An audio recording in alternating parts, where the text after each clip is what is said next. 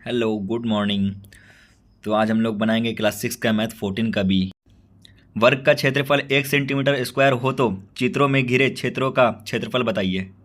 तो ये जो वर्ग आपको ऊपर में दिख रहा है ये 1 2 3 4, इससे हम लोग भाग देंगे। इसको पहले हम लोग गिन लेंगे, गिनने के बाद ये 24 आया तो 24 को 4 में भाग देंगे तो 4 6 को 24 आता है, 6 सेंटीमीटर स्क्वायर हो गया ये। अब इस वाले एल को काउंट करेंगे। काउंट करने के बाद आया हमारा 16/4, 16/4 लिखेंगे, उसके बाद इसको काटेंगे। 4 चौके 16, 4 सेंटीमीटर स्क्वायर, ये हमारा आंसर हो गया। अब हम ई को काउंट करेंगे।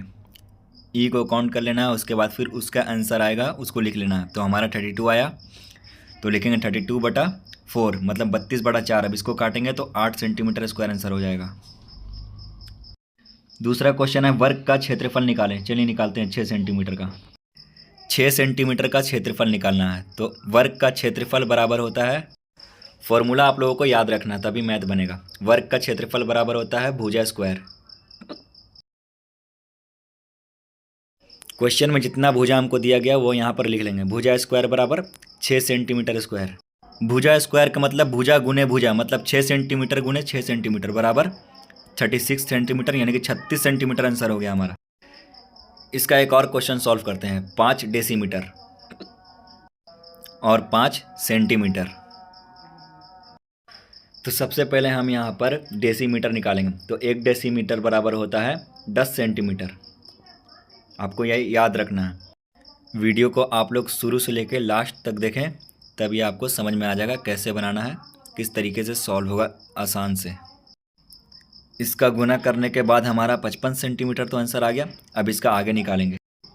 55 को 5 सेंटीमीटर में गुना करना है। 55 को 5 सेंटीमीटर में गुना कर लेंगे। 55 को 5 में गुना करने पर आंसर आएगा 3025 वर्ग सेंटीमीटर। हमारा तीसरा क्वेश्चन है आयत का क्षेत्रफल निकालें। क्वेश्चन लिख लेंगे लंबाई और चौड़ाई का। लंबाई बराबर 15 सेंटीमीटर और चौड़ाई बराबर 12 सेंटीमीटर। हमको इसमें निकालना है आयत का क्षेत्रफल। तो पहले आयत का क्षेत्रफल लिख लीजिए। आयत का क्षेत्रफल होता क्या है? आयत का क्षेत्रफल बराबर होता है लंबाई गुने चौड़ाई। लंबाई और चौड़ाई जितना है उतना लिख लेंगे। लंबाई 15 है और गुने चौड़ाई 12 है। अब इन दोनों को गुना कर लेंगे। गुना करने के बाद हमारा आंसर है 180 वर्ग सेंटीमीटर। बढ़ते हैं अब चौथे प्रश्न की तरफ। तो चौथा प्रश्न है वर्ग की भुजा 12 सेंटीमीटर, एक आयत की लंबाई 16 सेंटीमीटर, चौड़ाई, इसमें से किसका क्षेत्रफल अधिक है? यहाँ पर हमको क्वेश्चन जितना जितना दिया गया उतना यहाँ पर पहले लिख लेंगे। तो यहाँ पर हमको वर्ग का भुजा हमको दिया गया है 12 सेंटीमीटर, तो इस तरीके से आपको वर्ग का भुजा 12 सेंटीमीटर यहाँ पर आपको उसी तरीके से लिख लेना है। और आयत का लंबाई हमको दिया गया है 16 सेंटीमीटर। जिस तरीके से क्वेश्चन है उसी तरीके से आपको लिखना है। आयत का लंबाई बराबर 16 सेंटीमीटर, चौड़ाई बराबर 8 सेंटीमीटर। अधिक क्षेत्रफल किसका है इन सब में से? बस आपको करना यह है, क्षेत्रमिति का जितना भी फॉर्मूला है आपको याद कर लेना है। एकदम आसानी से आपका क्षेत्रमिति बनेगा।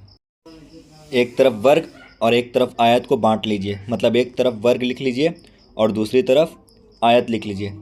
इस तरीके से आपको करके निकालना है इसका आंसर। पहले हम लोग वर्ग को सॉल्व करेंगे। वर्ग में भुजा कितना है? भुजा 12 सेंटीमीटर है। इसके बाद आप फॉर्मूला लिख लीजिए। वर्ग का क्षेत्रफल बराबर क्या होता है? वर्ग का क्षेत्रफल बराबर होता है भुजा स्क्वायर, मतलब भुजा गुने भुजा। हमारा भुजा है 12, तो 12 को 2 बार लिखेंगे, यानी कि 12 गुने 12। गुना करने पर 144 सेंटीमीटर आंसर आ गया है, यानी कि 144 का रूट 12 होता है। अब हम सॉल्व करेंगे आयत। आयत में हमको लंबाई दिया गया है 16 सेंटीमीटर और चौड़ाई दिया गया है 8 सेंटीमीटर। आयत का क्षेत्रफल बराबर होता है लंबाई गुने चौड़ाई। क्वेश्चन में हमको जितना लंबाई चौड़ाई दिया गया उतना लिख लेंगे। लंबाई हमारा दिया गया 16 और चौड़ाई दिया गया 8। 16 8 लिख लेंगे, उसके बाद 16 8 को गुना कर देंगे। गुना करने पर 128 सेंटीमीटर आंसर आ गया। वर्ग आया है 144, आयत आया 128, तो ज़्यादा कौन हुआ? वर्ग। वर्ग 144 है तो अतः ज़्यादा लिखेंगे वर्ग। बढ़ते हैं क्वेश्चन 5 की तरफ। किसी वर्ग की परिमिति 48 सेंटीमीटर है तो उसका क्षेत्रफल निकालिए। हमारा यहाँ पर जितना वर्ग का परिमिति दिया गया है उसको यहाँ पर लिख लेंगे। वर्ग का परिमिति हमको दिया गया यहाँ पर 48 सेंटीमीटर और क्षेत्रफल बराबर वाट, मतलब क्षेत्रफल हमको निकालना है।